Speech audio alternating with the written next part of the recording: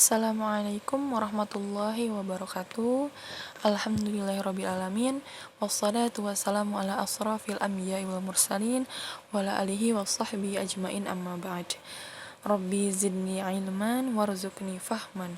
Rabbi surah li sadri wa yassir li amri wahlul uqdatam mir lisani yafqahu qawli.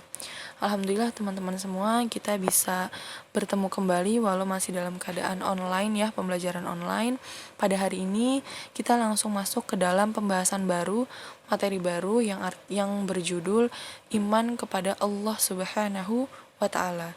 Jadi sebelumnya kita sudah bahas mengenai beberapa materi ya, yang insya Allah teman-teman sudah paham. Apabila nanti ada yang ditanyakan dan yang masih belum mengumpulkan tugas-tugas, boleh langsung dikirimkan aja ke Google Form ya, Google Classroom sesuai dengan pertemuannya. Jadi tidak ada batasan waktu, yang bisa mengerjakan langsung dikerjakan dan langsung dikumpulkan. Oke, baik teman-teman semua, semoga adik-adik semua masih dalam keadaan sehat walafiat ya. Semoga senantiasa dalam lindungan Allah Subhanahu wa Ta'ala dan tetap terus semangat untuk menjalani setiap aktivitas dan kegiatan belajar mengajar di sekolahnya. Masih dalam keadaan daring ya. Semoga teman-teman kita semua bisa ketemu secara langsung ya. Oke, kita langsung ke dalam pembahasan materi baru ini, iman kepada Allah Subhanahu wa Ta'ala. Nah, teman-teman bisa lihat di sini peta konsep dari materi yang akan kita bahas ya untuk beberapa pertemuan ke depan, yang berjudul mengimani Allah Subhanahu wa Ta'ala melalui al-asma'u al-husna. Ya, di sini ada beberapa poin atau subjudul ya, yaitu bisa adik-adik lihat Al-Karim, Al-Mu'min, Al-Wakil, Al-Matin, Al-Jami, Al-Adil, dan Al-Akhir. Ya, jadi di dalam nama-nama Allah ya yang tadi sudah disebutkan, kita akan mengetahui dan memahami apa arti atau makna dari setiap al-asma al-husnah tersebut. Kemudian kita akan melihat bagaimana sih nilai dan perilaku mulia yang seharusnya kita terapkan di dalam kehidupan sehari-hari. Ya, seperti ini yang paling bawah, pribadi yang dermawan, pribadi yang jujur atau amanah, pribadi yang tawakal, pribadi yang tangguh, yang toleran, yang adil, dan pribadi yang bertakwa. Oke, langsung aja selanjutnya. Nah, perlu diingat nih ya teman-teman, ada banyak cara untuk kita sebagai umat manusia untuk senantiasa mendekatkan diri kepada Sang Pencipta, yaitu Allah Subhanahu wa Ta'ala. Ya, kita pahami bahwa kita hidup di dunia ini hanyalah sementara. Semua yang ada di dunia, perbuatan-perbuatan dan perilaku kita selama di dunia akan dipertanggungjawabkan nanti di akhirat, dan semuanya sudah diatur oleh Allah Subhanahu wa Ta'ala. Dan kita di dunia tentu tidak cuma-cuma gitu ya. Tentu ada fasilitas yang telah Allah berikan kepada kita, baik alam semesta, kemudian kebutuhan-kebutuhan pokok dan lain sebagainya, itu semua Allah sediakan ya secara cuma-cuma gitu. Dan bagaimana untuk kita senantiasa bersyukur kepada Allah Subhanahu wa Ta'ala, untuk senantiasa terus mendekatkan diri kepada Allah Subhanahu wa Ta'ala. Tentu ada banyak cara. Nah, di antaranya di sini teman-teman bisa lihat dengan berzikir kepada Allah. Ya, berzikir kepada Allah, menyebut nama-nama Allah yang Maha Kuasa dalam setiap doa, kemudian dalam kegiatan apapun dengan membaca bismillah gitu ya. Kemudian berzikir pokoknya dengan menyebut nama Allah yang Maha Tinggi gitu ya. Kemudian cara yang kedua yaitu bertafakur. Apa sih maksud bertafakur ini? Bertafakur ini adalah secara dari segi bahasa itu adalah berpikir ya.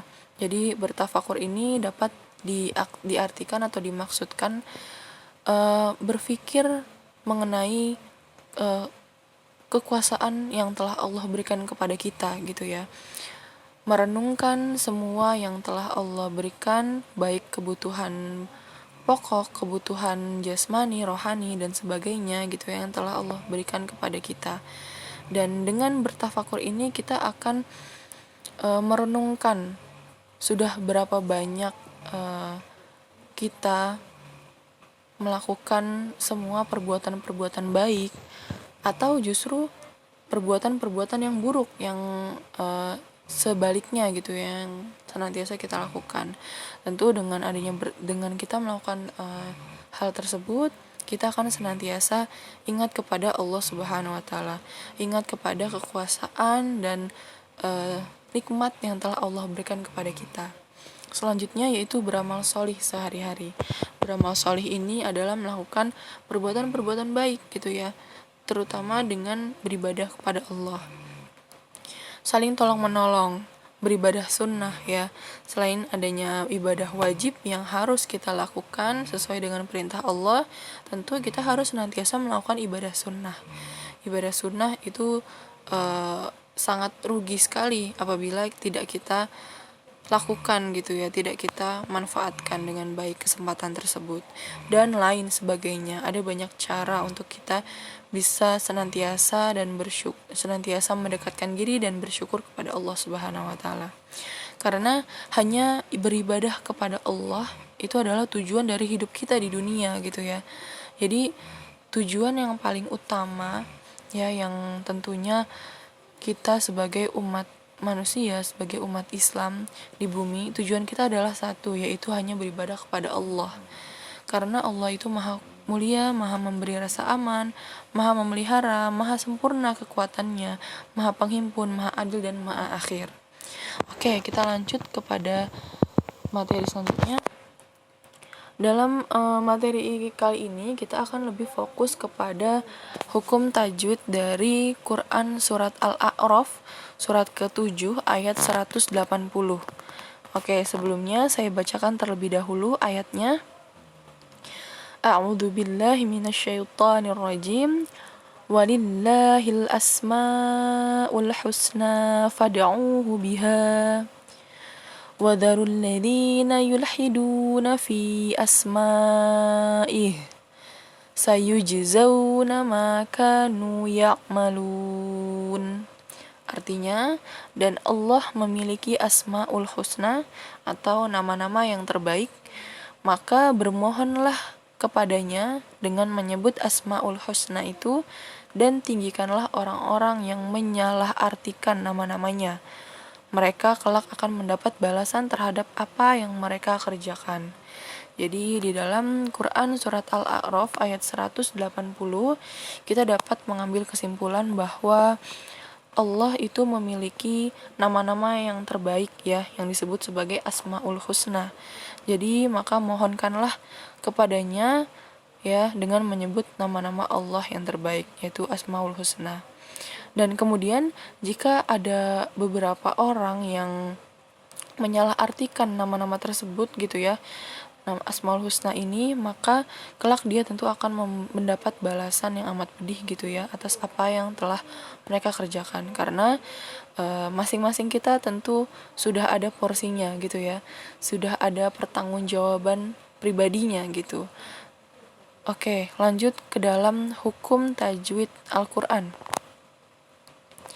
Di dalam Quran surat Al-A'raf ayat 180 ini perlu kita perhatikan bagaimana hukum-hukum tajwid yang ada di dalamnya, sehingga ketika kita membaca Al-Quran kita membacanya secara tartil gitu ya, diperhatikan panjang pendeknya, kemudian makharijul hurufnya, sehingga ketika kita membaca Al-Quran insya Allah gitu ya, membacanya sesuai dengan arti dan insya Allah benar gitu, sesuai dengan kaidah-kaidah di dalam Al-Quran. Oke, langsung aja kita bahas satu persatu. Yang pertama itu ada walillahil asma'u ya, lillahil itu hukum tajwidnya adalah tarqiq ya, di dalam huruf lam jalalah ya. Lillahi itu sebelum lam kedua ada harokat kasroh yang menandakan bahwa tarqiq, jadi dibacanya tipis ya, bukan tebal. Jadi walillahil ya. Kemudian hukum tajwid yang kedua itu ada alif lam qamariyah ya, teman-teman. Walillahil asmaul ya. Hil asmaul. Di sini lamnya harus dibaca jelas gitu ya. Itu menandakan bahwa disebut sebagai alif lam qamariyah. Kemudian selanjutnya asmaul husna. Asma'u itu hukum tajwidnya adalah mad wajib muttasil. Kenapa mad wajib muttasil? Mad wajib muttasil itu adalah mad asli atau mad tobi'i bertemu dengan hamzah dalam satu kalimat ya teman-teman. Jadi mad tobi'inya itu ada di fathah bertemu dengan alif, kemudian bertemu dengan hamzah ya. Dan ini masih dalam satu kata. Asma'u itu satu kata ya, maka disebut sebagai mad wajib mutasil. Kemudian bagaimana cara membacanya? Cara membacanya itu adalah dipanjang 2, 4 atau 6 harokat ya. Jadi teman-teman bisa baca, biasanya dibacanya 4 atau 6 harokat. Kemudian yang selanjutnya ul husna ya, ini sama seperti sebelumnya alif lam qamariyah karena lamnya dibaca jelas ya. Selanjutnya husna. Nah, ini termasuk dalam hukum tajwid mad tobi'i atau mad asli. Karena ini ada alif kecil di atas huruf nun ya. Jadi menandakan bahwa ini adalah mad tobi'i. Sama seperti kasroh bertemu dengan alif ya. Jadi mad tobi'i itu dibaca panjang 2 harokat. Jadi mad tobi'i itu tidak boleh lebih dari 2 harokat dan tidak boleh kurang dari 2 harokat. Jadi dibacanya harus 2 harokat. Kemudian selanjutnya itu lingkaran ungu fad'uhu jadi dibacanya dipantul ya teman-teman, karena ini bertemu dengan huruf dal yang disukunkan ya, bukan yang disukunkan, jadi dal yang bersukun ya. Dalnya memiliki tanda sukun yang menandakan bahwa ini adalah huruf dari qalqalah ya. Teman-teman masih ingat huruf qalqalah itu ada 4, ba, jim ya, to sama dal ya. Kalau teman-teman mau menghafal itu bisa baju di toko. Ba, ja, da ya, dal, to sama kof ya. Ada 5 ya teman-teman. Ba, jim, dal, to sama kof. Nah, itu termasuk dari huruf qalqalah yang ketika kita bertemu di dalam ayat Al-Qur'an, ketika dia sukun itu harus dibaca memantul. Selanjutnya itu ada au ya. Au itu mad tobi'i. Kenapa mad tobi'i? Karena domah bertemu dengan waw, dibacanya panjang 2 harokat. Selanjutnya biha ya. Ha ini termasuk dalam hukum tajwid mad tobi'i juga karena fathah bertemu dengan alif. Selanjutnya itu ada wadarul ladina ya. Ini di dalam huruf da itu ada harokat kasroh bertemu dengan ya sukun yang menandakan bahwa hukum bacaan mad tobi'i.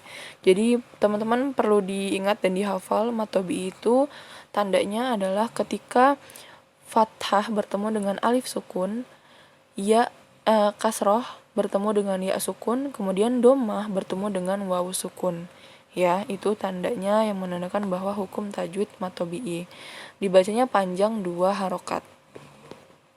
Kemudian lanjut yulhiduna ya, itu 2 harokat juga mad tobi'i. Kemudian fi itu mad tobi'i juga, kasroh bertemu dengan ya sukun. Kemudian selanjutnya asma'i ya, ini termasuk dalam hukum bacaan hukum tajwid mad wajib muttasil ya, sama seperti tadi yang di awal ya. Kemudian hi-nya ini ada alif kecil di bawah yang menandakan dia hukum dari mad tobi'i ya, dibaca 2 harokat ya. Kemudian selanjutnya sayujzauna. Nah, ja ini adalah termasuk huruf dari qalqalah. Jadi dibacanya dipantulkan. Sayujzauna ya. Selanjutnya ma ini termasuk matobi'i, fathah bertemu dengan alif. Kemudian sebelahnya juga sama. Ka itu dibacanya panjang 2 harokat, matobi'i, fathah bertemu dengan alif. Kemudian selanjutnya sebelahnya sama juga, matobi'i juga karena domah bertemu dengan wawu sukun. Dibacanya panjang 2 harokat. Kemudian yang terakhir, ini terdapat hukum tajwid mad arid li sukun ya. Mad arid li sukun adalah matobi'i yang bertemu dengan huruf yang diwakofkan. Matobi'inya itu ada pada domah bertemu dengan wawu, kemudian bertemu dengan huruf nun. Nunnya yang disukunkan. Jadi hukum tajwidnya bukan matobi'i lagi, jadi mad arid li sukun. Nah, mad arid li sukun ini dibaca 4 harokat panjangnya ya teman-teman. Oke, untuk hukum tajwid di dalam Quran surat Al-A'raf ayat 180 sudah selesai. Teman-teman bisa mendengarkan dan simak dengan baik ya mengenai hukum tajwid satu persatu. Kemudian, nah di sini terdapat hadis terkait mengenai Asmaul Husna. An Abi Hurairah radhiyallahu anhu anna Rasulullah sallallahu alaihi wasallam qala inna lillahi tis'atan wa tis'ina isman mi'atan illa wahidan man ahsaha wa dakhalal jannah. Ya, dari Abu Hurairah radhiyallahu anhu, sesungguhnya Rasulullah sallallahu alaihi wasallam bersabda, sesungguhnya Allah Ta'ala mempunyai 99 nama, 100 kurang 1. Barang siapa yang menghafalkannya, maka ia akan masuk surga, insya Allah. Jadi ini sudah ada hadisnya juga ya, di dalam hadis riwayat Bukhari yang menegaskan bahwa Rasulullah itu pernah Rasulullah bersabda, sungguhnya Allah Ta'ala itu mempunyai 99 Asmaul Husna ya, 99 nama-nama terbaik ya. Nah, untuk kali ini kita lebih fokus kepada tadi 5 ya, kurang lebih Asmaul Husna. Dan di sini juga disebutkan barang siapa yang menghafalkannya maka ia akan masuk surga. Ya, jadi ini merupakan kesempatan yang paling baik ya, kesempatan yang mudah gitu, yang insya Allah bisa teman-teman terapkan gitu ya, dengan menghafal al-asmaul husna, tentu juga dengan menerapkan perilaku-perilaku mulia yang seharusnya kita lakukan di dalam kehidupan sehari-hari. Insya Allah ini akan menjadi perhitungan amal kebaikan kita yang akan menghantarkan kita kepada surganya Allah gitu ya. Nah, lanjut. Nah, di sini perlu diingat nih, berdasarkan hadis di atas ya, hadis yang tadi telah disebutkan, menghafal al-asmaul husna akan menghantarkan orang yang melakukannya masuk ke dalam surga Allah. Apakah hanya dengan menghafalkannya seseorang dengan mudah akan masuk ke dalam surga? Jawabannya tentu saja tidak gitu ya. Karena menghafalkan al-asmaul husna harus diiringi juga dengan menjaganya. Baik menjaga hafalannya dengan terus-menerus menzikirkannya, maupun menjaganya dengan menghindari perilaku-perilaku yang bertentangan dengan sifat-sifat Allah Ta'ala dalam al-asma'ul al-husna tersebut. Jadi ini dijelaskan kembali bahwa tidak semata-mata setelah menghafalkannya tentu kita akan dimasukkan ke dalam surga. Bukan itu maksudnya gitu ya. Jawabannya tentu tidak. Maksudnya di sini adalah ketika kita sudah menghafalkan al-asmaul husna ya, asmaul husna, nama-nama terbaik Allah, harus juga diiringi dengan menjaganya. Menjaganya di sini maksudnya apa? Menjaga hafalannya gitu ya. Baik dengan cara berzikir, cara terus-menerus gitu ya, menyebut nama-nama terbaik Allah dalam setiap doa dan dalam setiap kegiatan kita gitu ya. Kemudian bagaimana lagi cara menjaganya? Menjaganya dengan kita menghindari perilaku-perilaku atau perbuatan-perbuatan yang buruk ya yang sudah dilarang oleh Allah Subhanahu wa taala, yang tentunya bertentangan dengan sifat-sifat Allah taala gitu ya. Maka ini tidak dibenarkan. Jadi bukan hanya sekedar menghafalkan, namun merealisasikannya dengan baik ya dari Asmaul Husna tersebut. Dan mungkin itu saja yang bisa saya sampaikan untuk pertemuan materi hari ini ya. Kemudian kita langsung masuk kepada kesimpulan. Dengan demikian, dijelaskan bahwa al-asma'u al-husna merupakan amalan yang bermanfaat dan mempunyai nilai yang tak terhingga tingginya. Berdoa dengan menyebut asmaul husna sangat dianjurkan menurut ayat tersebut. Jadi kesimpulan yang kita dapat dalam pertemuan kali ini, semoga teman-teman bisa senantiasa menghafalkan Asmaul Husna ya, 99 nama-nama terbaik Allah gitu ya. Minimal 5 atau 10 teman-teman bisa hafal gitu ya. Tentunya nanti kita akan lebih dalam lagi membahas mengenai Asmaul Husna ini di pertemuan selanjutnya. Kita akan membahas bagaimana sih makna dari arti al-adl gitu ya, al-akhir, kemudian dan lain sebagainya. Dan di sini ada catatan di paling bawah. Di dalam Quran surat Ar-Rod ayat 28, yaitu orang-orang yang beriman dan hati mereka menjadi tentram dengan mengingat Allah. Maka ingatlah hanya dengan mengingat Allah hati menjadi tentram. Ya, dalam Quran surat Ar-Rod ini kita ditegaskan kembali, diingatkan kembali bahwa sesungguhnya berzikir kepada Allah itu bukan kegiatan yang sia-sia. Tentu dengan kita mengingat Allah gitu ya, dengan kita berzikir kepada Allah, hati kita akan merasa tentram gitu ya, baik dalam kondisi apapun, dimanapun kita berada dan kapanpun gitu ya. Tentunya berzikir adalah hal yang wajib kita lakukan gitu ya, yang seharusnya menjadi rutinitas pribadi setiap muslim. Oke, baik. Pada pertemuan kali ini tentu ada tugas individu yang teman-teman bisa kerjakan dengan baik gitu ya. Tugas individunya sangat mudah sekali. Jadi teman-teman sebutkan hukum tajwidnya yang sudah sebelumnya dijelaskan ya. Ini ada 5 ayat ya. 5 kata atau 5 kalimat yang teman-teman nanti sebutkan ada hukum tajwid apa di dalam kalimat tersebut gitu ya. Nanti teman-teman bisa kirimkan jawabannya di Google Classroom seperti biasa.